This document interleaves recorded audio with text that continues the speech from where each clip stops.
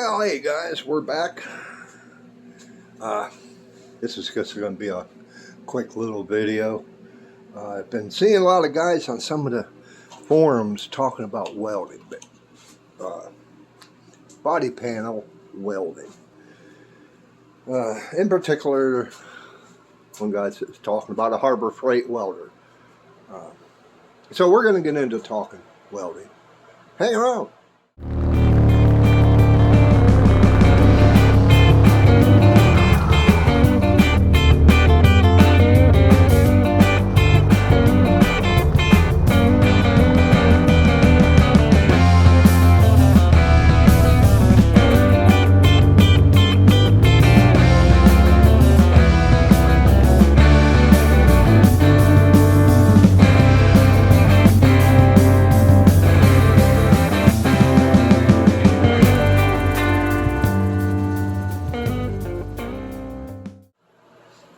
Okay, for the hobbyist,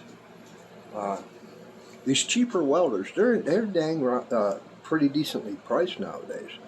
$150, $200 for a MIG welder.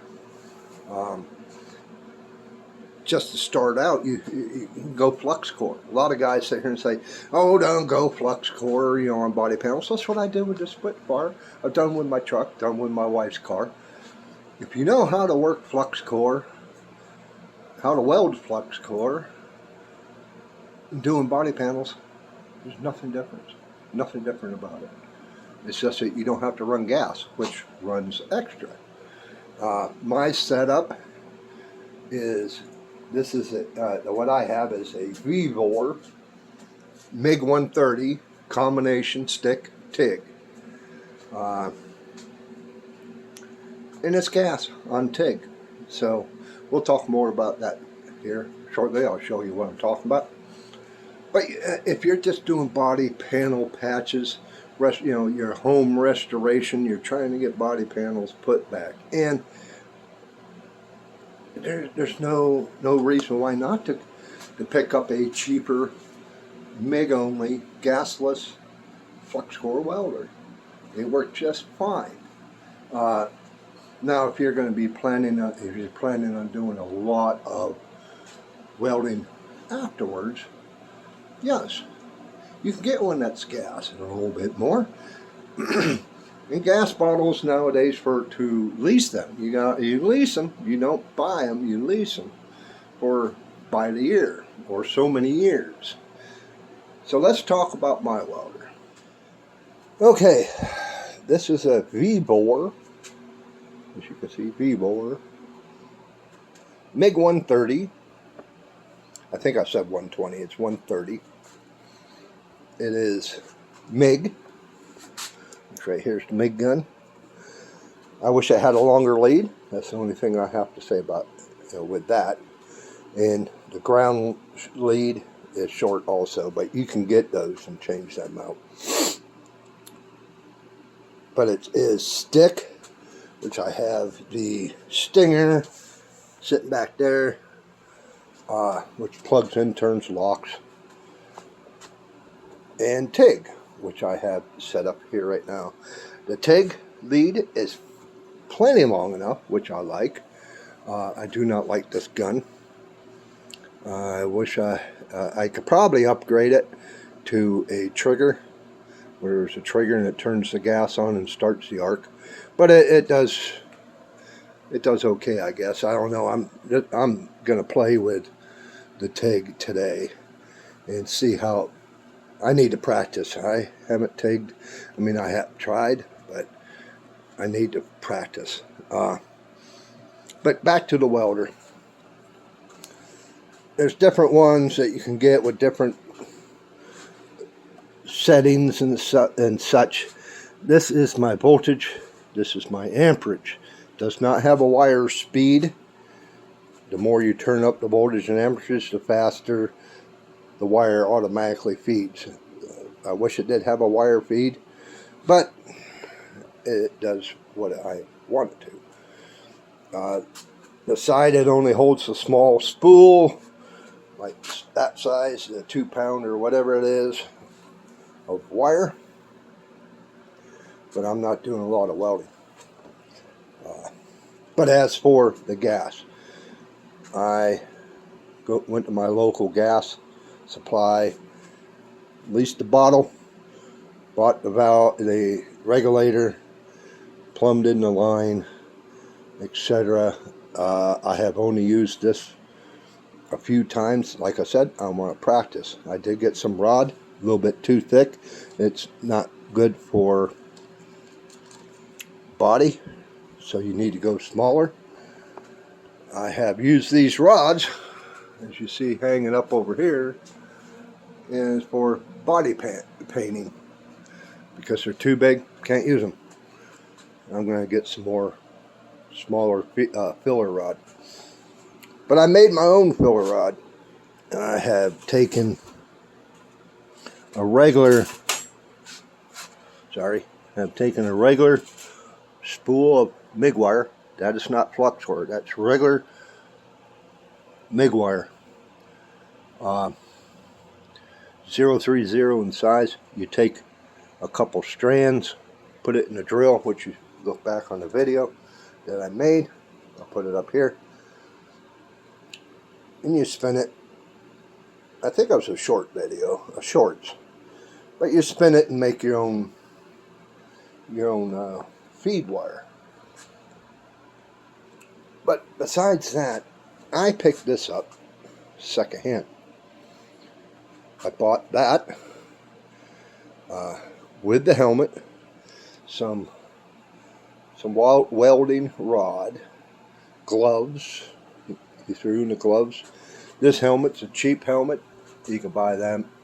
I think it was 35 bucks. It does the job. Why buy a $150 helmet when you're not going to be, you ain't welding for a living? But I picked that up, all that, for 100 bucks. Secondhand.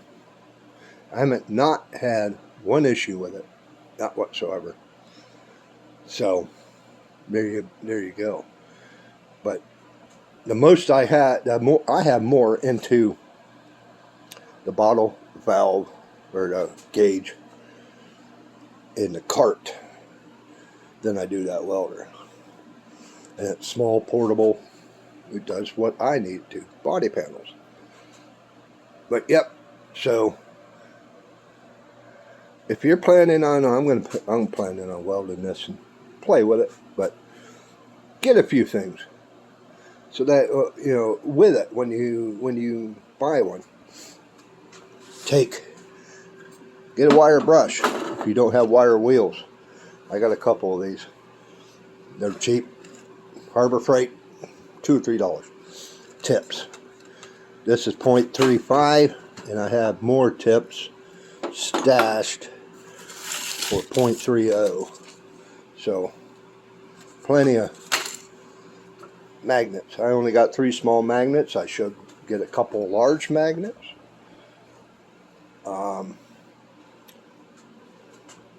That's an old wire brush that I've had over many years. But get good gloves. These work okay. They're nice and thin. They're mostly for TIG welding, but they're not really for stick welding or MIG welding. As you see, you get a lot of splatter, but they work. They were cheap. Harbor Freight, I think $5, $10, can't remember. Get a wire gauge.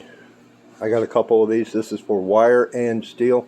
I can measure the thickness of what kind of thickness we are looking at. Say, just keep turning it to right there. So that is 11 gauge. This is 8 gauge. So, no, 16 gauge. Sorry, 16 gauge. Get one of them so you can set your welder to the thickness that you need. Whatever it suggests, most of the welders come with a chart, or you can get it off the internet of where to set your welder, amperage, wire speed, voltage, all that stuff for the thickness of metal that you're working on. But set it lower than what you need to start with. And then work your way up. A little bit, you know, run some welds, run some beads. Sheet metal, most of the time you're spot welding anyways because of the heat. That's why I want to play with TIG, because TIG does not apply a ton of heat, not as much as a MIG. So I want to try that. But until you find your sweet spot, you're good to go. Yeah, my last welder, it was a Campbell Hossfield. I think I bought it at, I can't remember, so many years ago. I want to say Harbor Freight wasn't even thought of at the time. I think I want to say Sears. I can't remember. But it just had two switches, A, B, high and low. MIG, you know, flux core, gasless. It did the trick. But I sold that a while back after I quit. I closed my motorcycle repair shop. And then I found this one because I needed to start welding, and when I got this and on my cars and trucks, I decided I'm going to get another one, and I was looking at the 3-in-1s. But you can look around. It depends on what your budget is. You don't need to spend big money and buy a freaking Miller or a Holbert, or whatever you call. You don't need those. Unless, like I said, unless you're planning on welding a lot. And you need that. Because there's a lot of features that the newer and the more expensive ones got that these don't. But if you're just doing body patches, some frame welding, because this will weld up to a thick metal. I can't remember what it is. I'd have to look that up for you. But if you're just doing patchwork and stuff, you can go this route. There's nothing wrong with it. But if you got the funds, get one that is shielded with gas, because it's going to be a lot cleaner of a bead, not as much viscosity put into it. Any metal you got to keep clean, but the dirtier metal, you get worse, you know, with that. So I'm gonna go play with the TIG. Okay, guys, I've been having some problems with backlight. I'm getting light coming in the backside of the helmet, and making it hard for me to see my bead or the puddle. I have turned off this overhead light. The light back behind me, that one there comes on whenever, this motion sensor.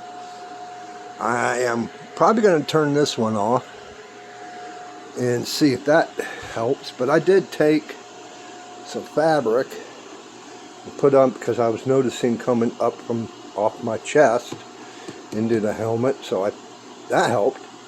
And then I had noticed I was coming in from back behind. That's why I turned the lights out, put them on there. But I was having a hell of a time. As you can see, those are some ugly. Not too real bad, but that's what I started. Couldn't see where I was going. Wide open there. I started finally catching up. I was turning up the amperage, turning it up, trying to find that sweet spot. Then I flipped it over, turned it up even more, and you might be able to see it's starting to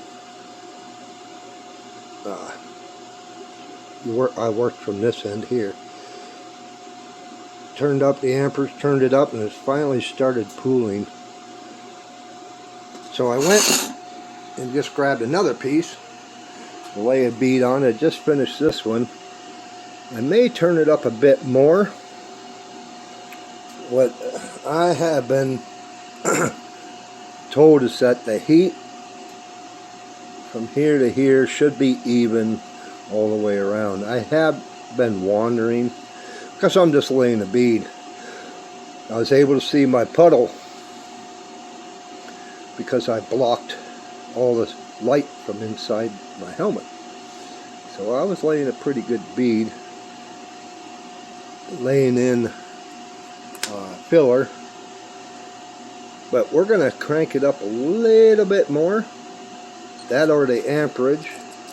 See, I've got some viscosity, some junk right there, but it's bad. I have it set at 55 on the amperage.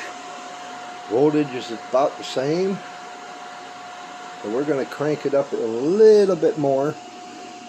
I'm going to get another, I'm going to flip this piece over, clean it up, and see what else and maybe I might just clean it up and run another bead beside it. See what, but we're getting better. Well, we turned it up just another 5, up to 60. Didn't touch the voltage, just the amperage. And you can see it's a little better. It's a little, it's undercut right here and here. A little bit of a viscosity there. But that was my fault because I ran out, almost was running out of filler wire, and my fingers were getting hot. So that is not bad, not bad. Let me grab a glove here. She's still hot. I was going to flip it over.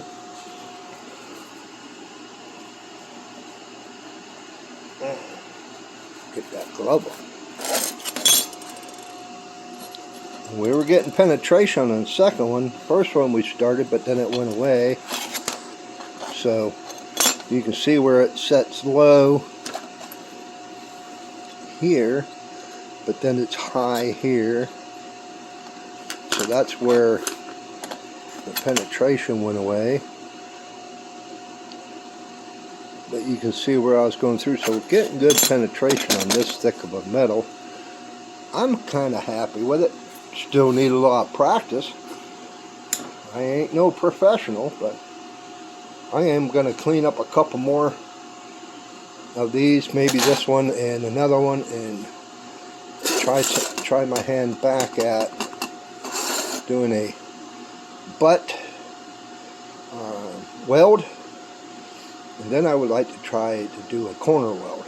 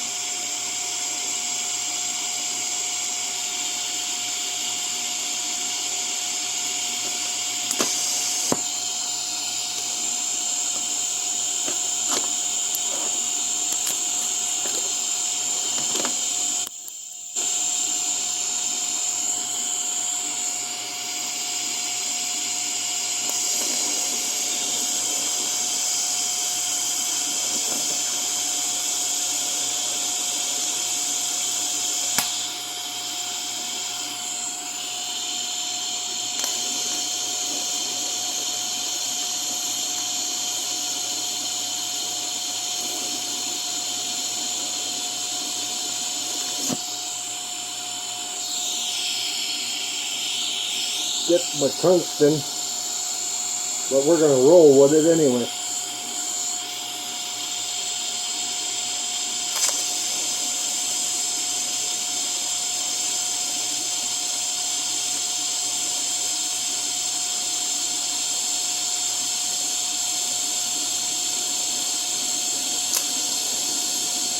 Through the hole.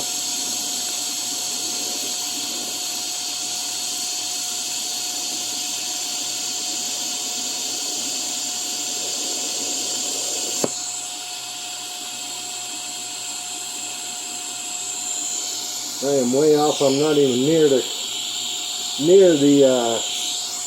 seam because I can't. I'm having a hard time seeing it.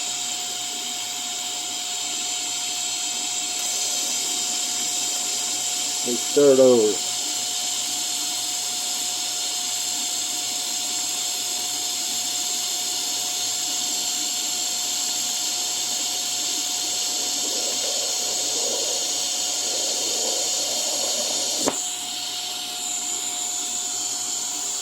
I cannot see where I'm going.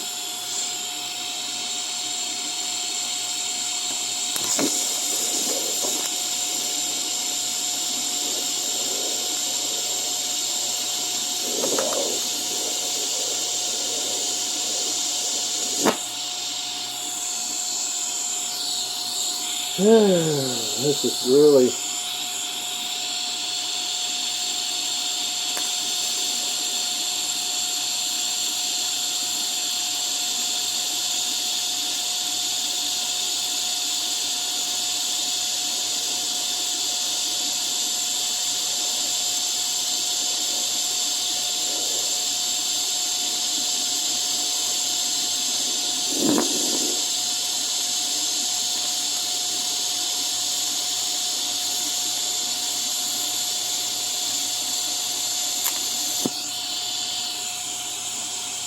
boy, I wandered bad that time.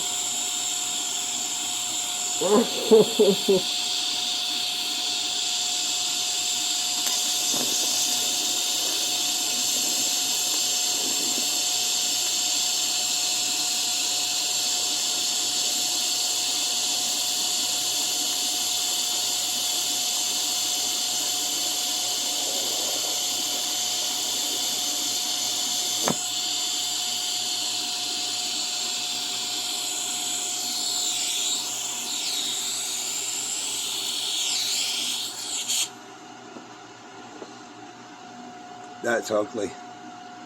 That's real ugly. I'm just having a real hard time seeing.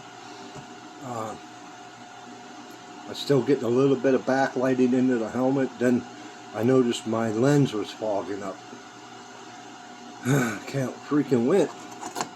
But I did dip the tungsten. Kind of show you what I mean by that. See that bead on the end? Yep. Gotta file that down. Grind it down. So well, because if you have that, it just the arc wanders. It'll come off the end, and it just wanders all over the place. It doesn't. It's not straight to where you're working at. So, but some people like to have beads on their tungstens. Toward the end there, it was working fine. I might try another run. Just on this side of the. And we weren't getting very good penetration. Maybe I'll try running something on this side. And would practice when you're practicing. Set up your work to where you strike your arc, and you can work the whole section without moving your hand on the table. So just run it, the work area. So we'll do that, and we'll try and see if I can run another better bead. I got to practice feeding my filler rod in one hand.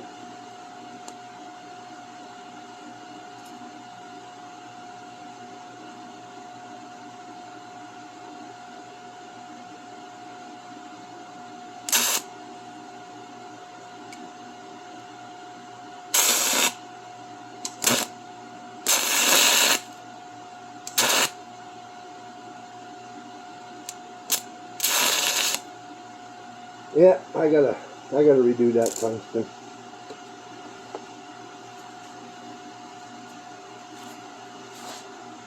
Well, and it would help if I had the gas on. See all that brown? I didn't have my gas on. That's probably why. So I'm going to clean that up, and we'll try it with this without running the sharpening my tungsten. Maybe if I think that makes a big difference.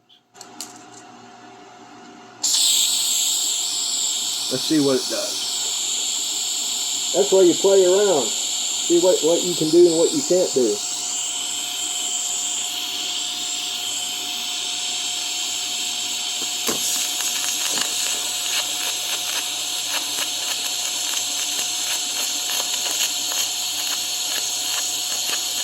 See how you can see it, you can hear it.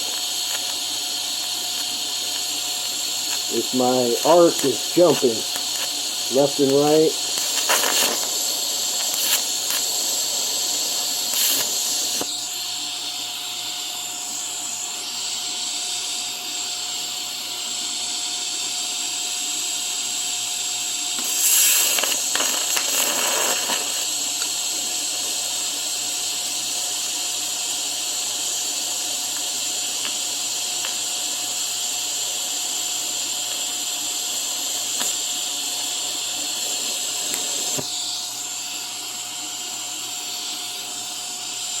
Definitely need to have a sharper tungsten.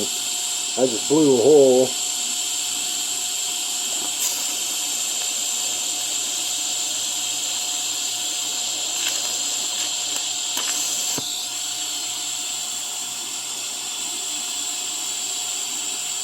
You leave your gas on until it cures so you don't get viscosity. And that's ugly as hell. Yeah, I ain't gonna even show you the last weld. Yeah. I tried a 90. No. I need a lot more practice. She's real hot right now, but I have been doing pretty decent with the beads, and the butt welds are coming along. Just need to figure out where I need to set the welder at. I'm going to run some more beads, just run beads, and I'm still having a hard time with the helmet, getting backlight. I'm fogging up the inside of the lens. I got to use glasses because I can't see that close anyways, so it's either I'm fogging my glasses up or I'm fogging up the inside of the helmet. But for what problems I'm having, not too bad. Okay, I'll show you. Yeah. I did try some bigger rod. I just could not get it in there. Could not get it to... I dipped a couple times and kept pushing on, and that didn't work.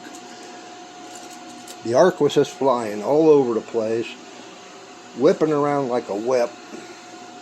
And then I went from the MIG wire that I twisted up to regular TIG wire, which that's what those blobs are. So could not get it hot enough. That's too big a wire anyway. But yeah, I ran this a while back. You can see I blew that out. That's when I first started. Still hot. Ran a few there, but we started getting better here. So running a nice little section there, but then I started blowing out. I think I'm running too high. And then I ran some on this side. And that was the last, I think was the last bit I did, which was pretty decent. It's your travel speed. You gotta see the pool to dip the wire. You dip at the front of the pool. You don't If you, I hit the tungsten a couple times, so that contaminated that. I dipped a few times in the weld pool, that contaminated that. You don't know how many times I've sharpened this tungsten already, probably, a dozen times. But that's the way you learn. But as for cheap welders, this does the trick.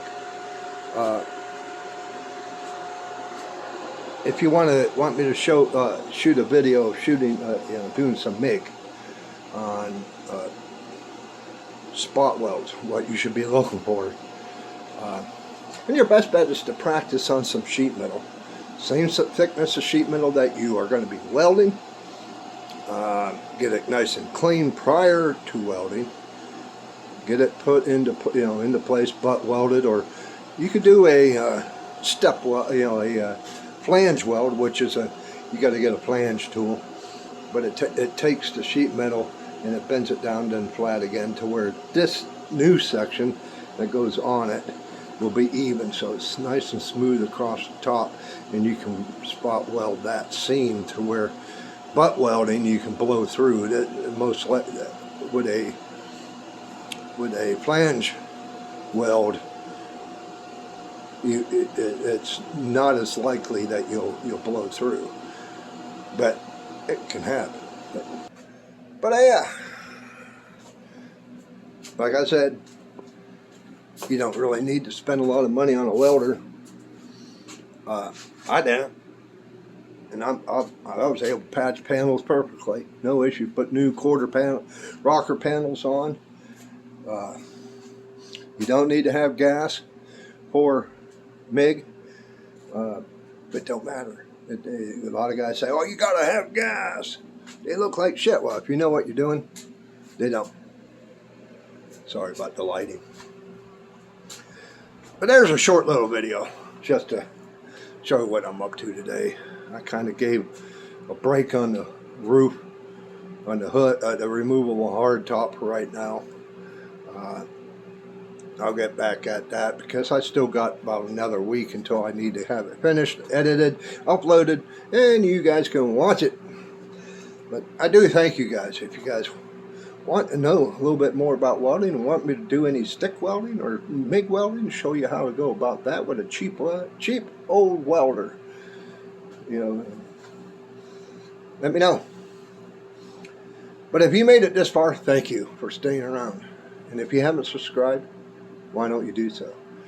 If you like this kind of stuff, then hit that button.